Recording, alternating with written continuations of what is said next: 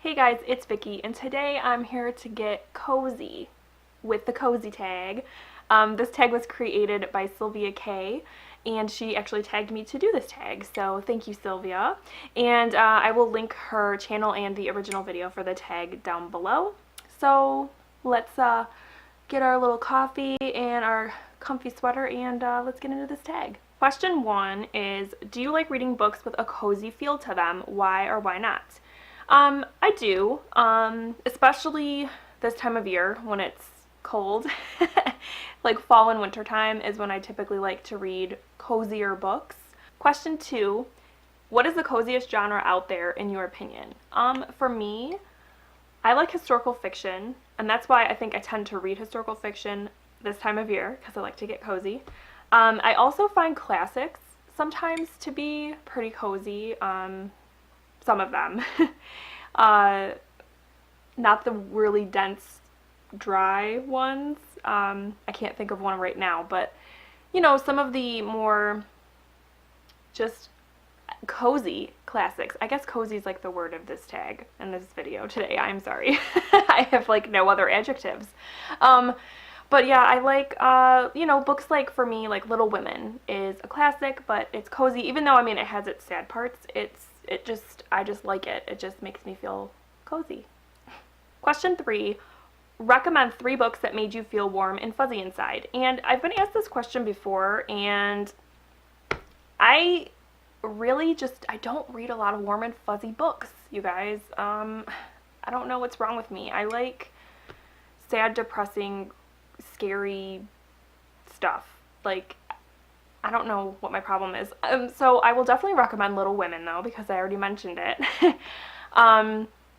And gosh, I honestly cannot think of 2 other books. Is that bad? Every book that I'm like, yeah, I love is like, it's like a horror novel or like a thriller or something that like doesn't really give people warm and fuzzies. So I'm sorry. Question 4. Do you think it's wrong to read for escapism? Why or why not? Absolutely not. I think for a lot of people, that's why people read. I mean, because sometimes this world sucks. Like, it just sucks, and it's nice to read about somewhere other than your real life, you know? And I think that's why, like, fantasy is such a big genre for people, because, I mean, that is, like, to me, reading fantasy is like the essence of escapism, because it's just so unlike our world that people just find comfort in it. So yeah, for escapism, I think it's a big thing. I mean, I'm probably about 50-50. I think a lot of times I like to read because I just like to be informed and to like inform myself about things that I wouldn't otherwise expose myself to, especially when it comes to like nonfiction and stuff like that. But yeah, I mean, that's part of the joy of reading is getting lost in the story and just kind of tuning out everything around you and just getting totally engrossed in the story that you're in. Question 5, do you think reading challenges and coziness go together? Why not? I'm gonna say, for me personally, no. And that's because I don't do a ton of reading challenges, only because for me, reading challenges tend to put a lot of pressure on me, and they kind of stress me out. So it's hard for me to really like get into a book and get comfortable in a book when I'm like thinking I gotta hurry up and read this so that I can read the next 3 or 4 books that I have planned for this readathon. And I know that's not like that for everybody.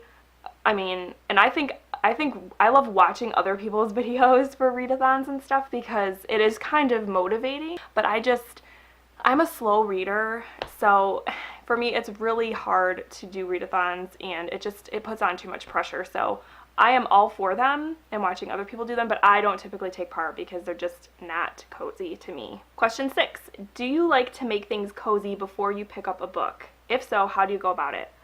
Absolutely. I am like this in pretty much every facet of like relaxation. Anything, even like when I sit down to watch a movie or TV or anything, like if the room I'm sitting in is a mess, Like if there's toys everywhere, or, you know, I can't relax in a room that is chaotic and messy.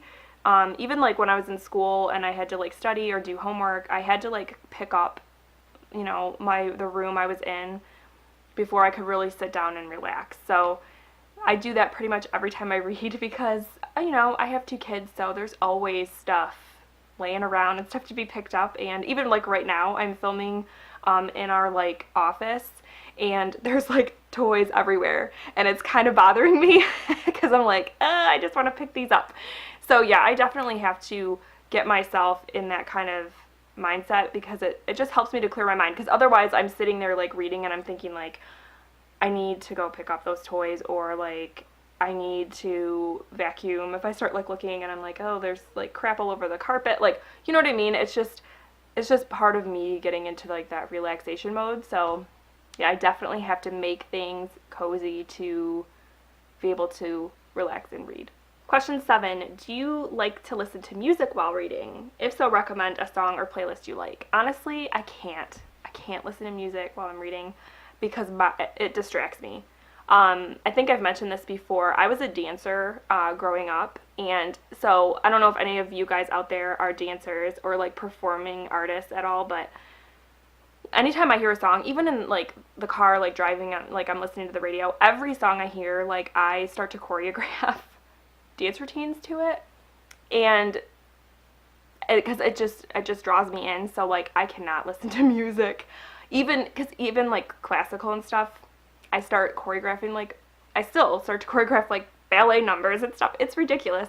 It's a curse, but it's a wonderful curse that I love, that I'm so glad that I have. But it's because of it I usually cannot have music playing.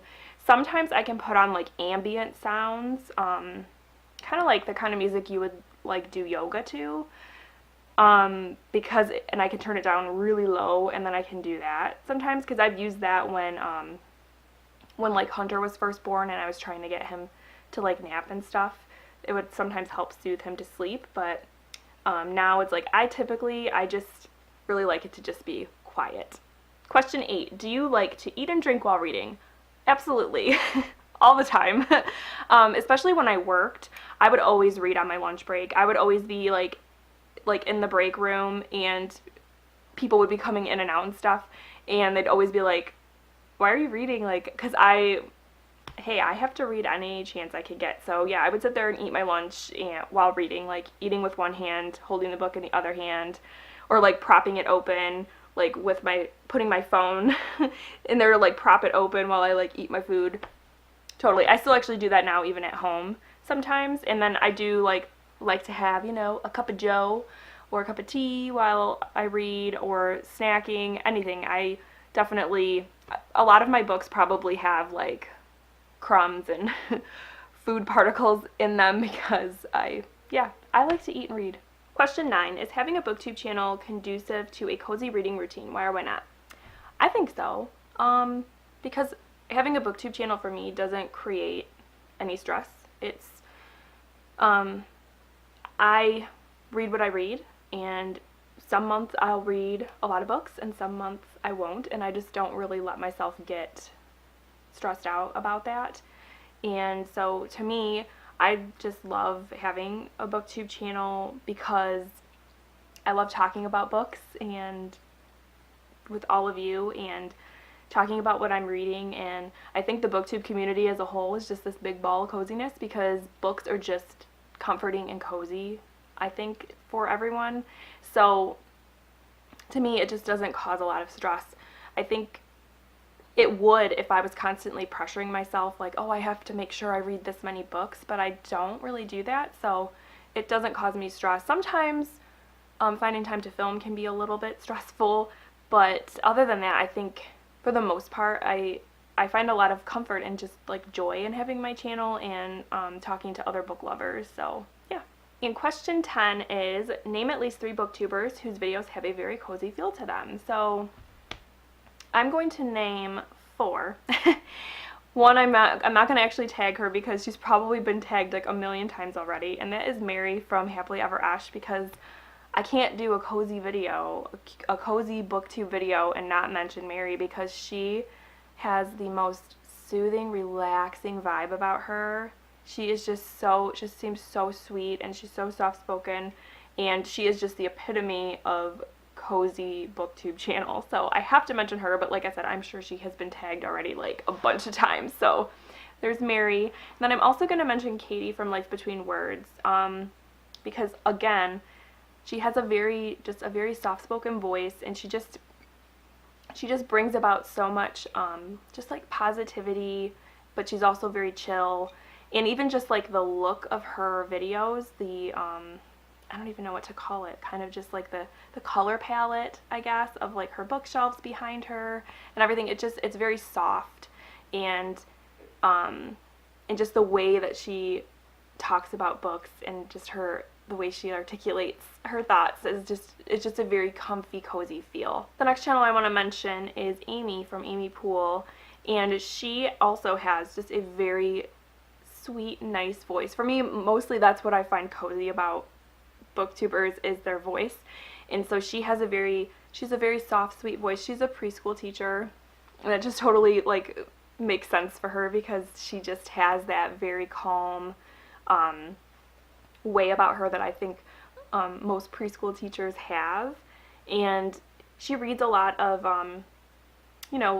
cozy type of books as well. So definitely Amy from Amy Poole. And then the last person I'm going to mention is Leah from Hide and Seek, and I love her channel as well because she is from Australia, and there is something about the Australian accent that I just find so soothing and just so nice, and it just relaxes me. I just love Leah's voice. It's great. And she also has just a lot of just great content on her channel.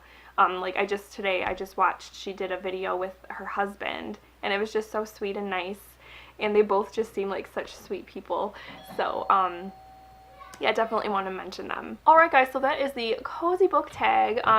If you would like to do this tag, please feel free to do it. Otherwise I'm going to tag the people that I mentioned before. Also, I should mention that Silvia Kay is, as part of doing this booktube tag, she is doing a cozy readathon called Cozyathon, and it takes place, it started on the 1st of February, and it goes until I believe the 15th, and there are just a lot of prompts, not necessarily book specific, but kind of reading habit specific.